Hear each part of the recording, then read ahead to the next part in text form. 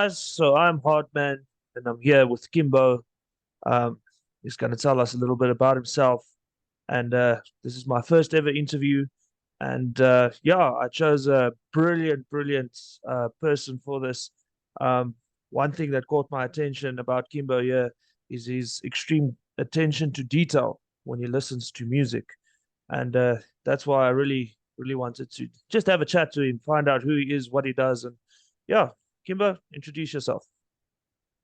Okay, well, my name is Kim Groff, Groff. So, I've got that German surname. But um, when I was young, I got into a lot of fights because my name is Kim. And of course, in this country anyway, it's considered a girl's name. So everybody calls me Kimbo. My friends, it's my stage name. Everybody in town knows I'm Kimbo, all of my relatives, my kids, because basically when I grew up with the name Kim, uh, a lot of people would pick on you, and I learned to fight, that's for sure. But it came up that a friend of a friend called me Kimbo Kimba. I don't know why. That was way before there was a Kimbo Slice, let's face it, you know, and I'm a little different shade than him. And I was, younger, and he's dead now. So it was actually my name from, like 9, 10 years old. So everybody calls me Kimbo, all my friends. So please, that's why I always say, you call me Kimbo, and Awesome. your buddy. And if I meet you in person, you yell Kimbo, I'm gonna buy you a beer. How's that? Well, hopefully that will happen soon. Um, Yeah. so tell me about music. I want to know um what inspired you to do what you do. You've got a very specific ear for music. Tell me a little bit about it. Tell me, where did it start, um, how you got into it, and yeah, what music means to you basically in general. Sure, sure. Well, my parents were very heavily into music. In fact, there was music all night on. So if you'd wake up in the middle of the night, the music was on the old hi-fi where the records would drop all night. So even in my sleep, I was hearing, music of all kinds, sea shanties, jazz, everything. Um, my mother was an accomplished harmonica player, and she was French Canadian, so she did a lot of French Canadian folk tunes on the harmonica. And my dad was a jazz aficionado, although he never played an instrument. The music was there. So I inherited all of his red and orange and green records from the 40s and 50s. And when I got old enough, I got a guitar. I think when I was 12, and I took classical lessons for 3 years. And after that, I was like kind of getting tired of classical, and I picked up an electric guitar, Rickenbacker, pretty cheap, which was a good deal then. And I had a tube amp, and I'll tell you what, I started wailing away at the bands that I loved. So I kind of had an ear for it already, and it's never easy. You got to keep working at what you're doing. And I was in and out of various groups and bands, a couple duo situations when I was younger. But once being married and starting to have children takes a lot of your time. Mm. So I kind of dropped back from it for a while until the kids were a little bit older, and then I got back into it. Um, my son gave him piano lessons, probably 7 years old and onward, and he's a classical pianist, but he has his own jazz trio too now, and he's got 2 CDs out. He's a world champion whistler. I always say he's the talent in the family, and that's fine. But so it is. Music was always playing in the house, and what can you say? That's part of you know what sounds good after a while. You know when something doesn't sound right. And if it's on purpose, jazz is a lot of times to make you feel uncomfortable. And so that's kind of the way it is. That's the way I raised my kids. I met a guy at a a barbecue picnic, and he was maybe in his mid 20s, and I was 56 years old at that point, and his name was Corey. And, we talked a little bit, found out he played guitar, and he had an album out that he had just dropped, and so we decided to get together and jam some, and we hit it off really great. I mean, it was a big age difference, but it didn't matter. He did some sound work for Breaking Benjamin, which Okay. was pretty impressive to me because they're from Wilkes-Barre, PA. It was maybe 70 miles away from where we were practicing and doing our songs. So um, it was funny because for a while it was just fun, all right, and kind of getting the chops back, if you know what I'm saying. Mm. If you don't play for a while, you get a little rusty and slow and everything else, and you're missing notes. And so that's what we were doing. We're just kind of having fun. But my son invited me down to Winston-Salem, North Carolina, and he was dropping one of his albums with a group he had called Esterhazy.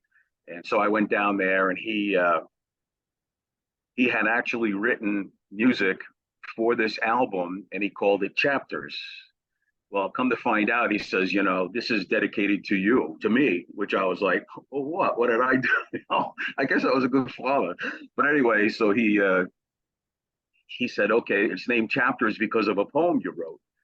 And my ex-wife, uh, the mother of Zach and my other son, um, had given him a poem that I had written, I don't know, when I was 21, 22 years old, when I was very young, before he was even born. And he turned it into a song and then wrote the rest of the album. So it was pretty damn good. Yeah, so he says, Pops, why don't you go ahead and start writing again? Why don't you start making music of your own again? And I'm like, yeah, I think I might try that. So the rest is history. I had a band, we called it The Kindred, and we're actually re-releasing 3 of the singles coming up. Had to get them remastered because that was like 10 years ago. But the band got signed. We were the first band signed in the United States from the Fusion Records, which was mostly a rave and electronic music label. And so we were the first rockers, really. And we ended up having an EP out and working on another album in Pennsylvania. So, Oh, and that's then we awesome. dropped. And Yeah. what Anyway, was the band called? I'm sorry. The Kindred. Kindred. There's a Okay. there's a number of bands called the Kindred. Okay. First thing that happened was, you know, uh, the Kindred was taken by another band out of Canada, and they were like extremely popular in Canada. So, I get a call one day, and it's the manager of the band, the Kindred up there, and he said, "Well, you have our name, and we've had it first." And basically, I said, "Yeah, but we spell it different. We got a hyphen in there and stuff." So they just kind of let it go, and we kept the name. But You come from Texas, if I'm not mistaken. well, I lived in Texas for 6 years. I'm originally from Connecticut, which is considered New England, smaller state up in the Northeast, probably between the cities of Boston and New York, almost directly in the middle. So that's where I'm from originally. My father was in the Navy. I was born in a Navy hospital in Groton, Connecticut. But yeah, so that's my roots. But as soon as I got old enough to strike out on my own, I did. Uh, then I moved to Texas, probably for, I don't know, 4 or 5 years. Sold a business there that I had built up with 2 other partners and moved to Honduras and bought a little coffee plantation there in Honduras. And for a couple of years, raised and processed coffee. And well, lo and behold, then I find that my wife and I were pregnant, and there's no way nothing against Honduras, but I didn't want to raise a child there, being it was my first and so forth. I was a little skittish about it, even though most of the people were great. Um, there were some political problems there, so moved back to Texas. Mm. I've lived in Connecticut, Texas, Pennsylvania, and now I'm in Florida. So moved around quite a bit. But you know what? If you move around a lot, you learn a lot about other people. and you learn what they like. You learn how to speak with them as best you can, depending on the accents. And so you become a little more outgoing because you have to, you know. Mm. Not that I had a big problem with that anyway. Mm. Teachers always told me that. Just, you know, Kim, shut up. You know? But yeah, so you know that's who I am. You know, I grew up by the ocean and moved into the mountains for a while, and you know, and started my music really in the mountains of Pennsylvania. So Um, that's another question I wanted to ask you. Did sure. you know, because you moved regions and things like that, did that in any way influence your musical ear? Let's say like you Oh were yeah, maybe yeah. influenced by, let's say you were saying a lot of jazzy stuff and interesting stuff, um, and you said you are a rocker and now, you know, as a musician and stuff. Would you say that the influence has changed from region to region? Well, yeah. I when I moved to Texas, I got to know quite a few people, you know, who were making music there. Uh, it was a college town. Lived in Nacogdoches, Texas. So there were a lot of bands that came in and out of there. A lot of country bands. A lot Okay. of the kind of the mainstream country bands, more a little more like Into the Rock, like the Flying Burrito Brothers, Asleep at the Wheel, you know, bands like that. So I got to know that, and also Cajun music because we were very close to Louisiana. In fact, a buddy of mine had a friend. He's an old guy, probably 70 years old, and he had a trailer way out in the middle of the woods. And he had 1,000 watt antenna, and he had his own Cajun radio show. It was illegal, but you know, every Sunday afternoon we'd go over there, and he'd be putting on, you know, tons of wax. I mean, he had thousands of records, and I learned a lot about Cajun, you know, from him, and enjoyed it. So yeah, that was an aspect of my life that I really enjoyed, and I really enjoyed the sounds of kind of those rock bands like Driving and Crying from down south. ZZ Top was kind of in between their careers, and I just really got to love the blues too. So, you know, those influences are always there wherever you are. It's important to engage them. I mean, it really is. It's different, but if you engage something, then that becomes a part of you. And once it Mm. becomes a part of you, it's easier to write lyrics and everything else too, because you had all of these other experiences in life. You know what Yes. I'm saying? So yeah, absolutely, absolutely. Um, you know, I am kind of a rocker. Like I say, we were compared to Queens of the Stone Age, and maybe a cross between them and Primus. Um, didn't really have a strict genre. It's whatever we were feeling, whatever I felt. That's what I was writing the lyrics about. The new song coming out will be called Shark, and you know it's about predators, whether they're in the ocean or whether they're on two legs. So that's what it is. We're just trying to finish up the video now, um, to get it out there again. So I'm going to drop probably 3 singles off the album, and we'll see how that goes. But so much going on, you know. I mean, in life, and you know how that is. You know, if you have a job and you got a family, and then you got your music, you know, it's a full life, but It's it's a good tough, life. yeah. It's fun, you know. It's And the very tough. music, what the music does is help you to get through the day, no matter what's going on at work or anything Mm. else in your life. There's something you can listen to really give you a burst, you know. So Exactly. And anyway, tell me, yeah, now I'm very excited to hear the music. That's going to be insane. Tell me, because I also, what I've noticed with a little bit of the chats we had before and the yeah. top 10 family, you pay a lot of attention to lyrics. So you've got a very fine ear. So you listen to all the different aspects. But I noticed you would comment a lot Hmm. on the lyrics. So in your own projects as a musician, do you write the lyrics and tell me a little bit about why the Okay. lyrics mean so much to you? It may be when I grew up, you know, in the late '60s up to the mid '70s, you know, through middle school and then high school, all the bands that I listened to had lyrics that were important or poignant. I mean, it was just coming out of the Vietnam War and everything else. So, yeah, to me, lyrics are very important. And I would write the lyrics first, and then I would write the music after. So I found it easier because you can kind of uh, tune everything where you need it to be, the sound you want for it.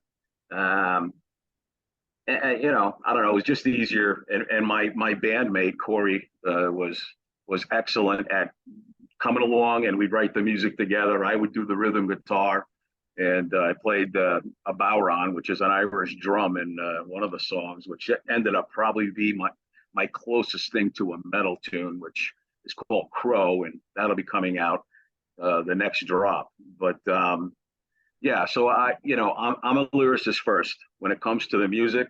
I mean, you know, you can listen to the music and get a sense.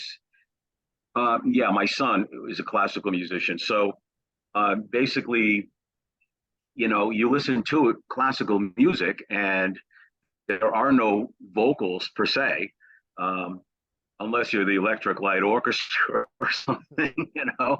But I'm more of a I'm a vocalizer, so I need words, and so I did a lot of public speaking and I did speech writing. So to me, it was like just natural to go in and attempt to get some interesting lyrics that really hit home for people.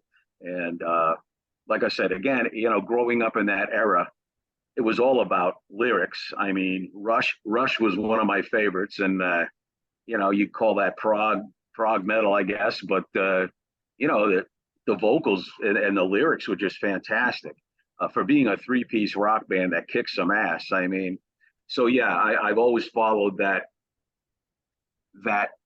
path, I suppose you would say. Yeah. So Awesome. yeah, I tend to look and listen to the lyrics because you know that's what really hits you. Mm. You know, I feel, but that's just me. That's just me spitballing. No, that's cool. And tell me, when can we hear the new stuff? I'm sorry. When can we hear the new stuff? Um, Again, when the vid is done, unfortunately, we just hit the holidays. We did some takes at the studio, and right now we've got maybe another 3 or 4 hour session, and that should be done. Getting it put together. I'm thinking hopefully after the holidays, around the first of the year. I mean, that's when Shark will, you know, make its way. If you look on the website, the Keltstache website, keltstache.com, um, there are a few hints in there as to, you know, the cover of it and everything else. So we're just trying to throw little tidbits, you know, Easter people eggs. to be able to see and talk about. And I posted something yesterday. It was actually the single cover. So every single is going to have a different cover, you know. And you know I like the crows, so there's Mm. always crows and stuff everywhere on my site. But you know, That's awesome. And talking of you, you've got a little. You mentioned that you love anything indie, and you've got a little a thing going where you promote bands and you promote artists, and it's not even genre specific. You sort of um, if I remember correctly, you said if a band's good, you'll keep promoting it. So tell me more about that, and tell me yeah, how can artists reach out to you and get involved, and how can well, people help you sure. promote more? I mean, I was, we were, you know, like any other band out there. And you want to get heard beyond the locale, you know, we people know you. And especially we were living in the mountains. It wasn't like a big area, you know, there wasn't like a lot of opportunity to gig. Okay. So it was a matter of, we're going to have to promote ourselves. We didn't have the money to really, you know, hire anybody or anything else. So I started promoting our band and I learned a ton. And it took a good couple of years till we hit the right people. We made friends with disc jockeys. We made friends with mentors who had been through it all before. And basically, that's how the record company came, you know, to us. and asked if we wanted to, take it a little bit further. So yeah, we did. Um, and you know what? Basically, the band has been broken up now. So, but the music is mine, so I can re-release it. I mean, Mm. he'll get a stipend. You know what? What are you going to get? Like six tenths of a percent of a penny, from Spotify and those guys. So it's like, nobody's going to get really rich at it. But, I learned about that and I learned how hard it was. And you know this, I mean, you got your band, Diverted Disorder. I mean, it's hard to get heard sometimes. And there's a million other bands out there and artists. So I wanted to give back. I mean, it's music has been awesome to me. I mean, like I say, it has not made me a wealthy man, but at the same time, I mean, my heart is full. I met my wife.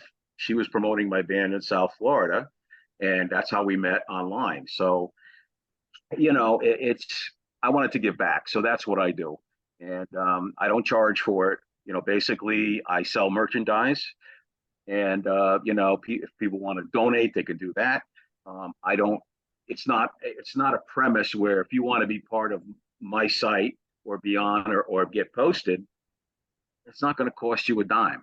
I mean, all it's going to cost you is we'll chit chat, maybe a little patience, because I got over 4,000, you know, artists that I do as best I possibly can. Mm. So trying to get 15 to 20, sometimes even 30 posts a day on the Keltstache Music Facebook site.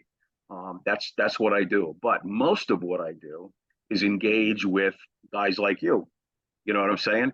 You're out there. In fact, today, before this, I thought I'd give you a nice little Christmas gift, and that is gave you a nice little review and posted a couple of your things, and I love doing it. I mean, I really do. It's just to me, it's fun, it's fulfilling, and I am retired at this time. I worked at a prison for 15 years in Pennsylvania, so you know when I got out and retired, I let the hair grow back and all of that stuff. Mm. But so I started this, and I'll tell you what, we've got almost 8,600 followers right now. So it's kind of booming. If we can monetize a different way, fine, but I'm not going to charge anybody money. Mm. Just not going to, because Yes. it's hard. It's hard enough as it is keeping up with your gear. You know, you run Merch. over a microphone in the truck. I mean, I'm sorry. There's always some kind of expense. You got to get to the place too. I Mm. mean, and venues don't realize that. They just Mm. want you there for here's $100. It's like, and Yeah, if you about got five guys in a band, that's nothing. three hundred You get a dollars worth of petrol and fuel to get there, and then they pay you yeah, $100. I know, right? You got enough to get a pizza on the way home, and that's it. Yeah, maybe a Ex- 6 pack of beer. But yeah, exactly. yeah. Yeah, so So basically, people should like and share, and at least comment. It costs someone nothing just to be like, you know what, doing a great job, and like it and share it. And that's yeah. how people can help. Get the algorithm going. Oh, sure. um because yeah, I think a lot of people see the content and everyone wants people to promote them and stuff, but you can help, just like Yeah. and share and comment, and you're already doing your part. So I Well, think that's a big part of that. see, one thing I love about the indie family, as I call them. So we're family. We're in the indie family. We fight the same battles in so many ways. Um, and I get a chill when I talk about this. It's the indie family is so giving, very compassionate, um, and we all root for each other. And I don't know where else you find that on the planet. I mean, you can get a guy like me, and they think I'm jumped off a Hell's Angel, motorcycle or something. But I'm not. I'm a grandfather. I'm a decent guy, and most people are. The heaviest metal that's played. I mean, those guys are just sweet as pie. So again, my feeling is I feel fortunate to have the group that we have, and there are other places. Ginger Zoo is another site that is growing right now, and we partner quite a bit. Collabor Rock is good. Box and Sticks are excellent. I mean, and we all know each other. and there's no competition. It's because we're shoulder to shoulder in the same fight. You know, we have the Exactly. same feeling about it. And that's Mm. what Top 10 came in. I mean, Sparky got in touch with me a few months ago. I never even heard of it. But, you know, he got me involved, and I'm taking a bigger step now. I'm the admin for a couple of the sites already, and that's good. But, you know, between that and my own, it could be kind of nuts, but it's a good kind of crazy, you know. Mm. So It's what we love, and yeah. I must admit one thing about joining the top 10 family that I've noticed is that you get passionate people that Hmm. that wants to help you grow and that wants themselves to grow, Yeah. and it's just not just a giving or taking thing, it's a give and take. And I must admit what I've seen about the response and the people actually contributing to the thing is that everyone works hard. Everyone is like, we have to do this, we're doing this, we're doing it properly, and we're promoting each other and helping each other in Hmm. various countries worldwide, um Yeah. which helps so much. But yeah, I thank you so much for the chat. I see that Absolutely. um we are running out of time. You know, I would love to go and visit, and if I do, I'm looking you up, man. You'll hear a Awesome. knock on your door. I might be there with a six pack. Say, let's have a sounds like couple, a man. sounds like a good time. Sounds like a date, huh? All right. Okay, cheers, man. All right. Cheers. Take care.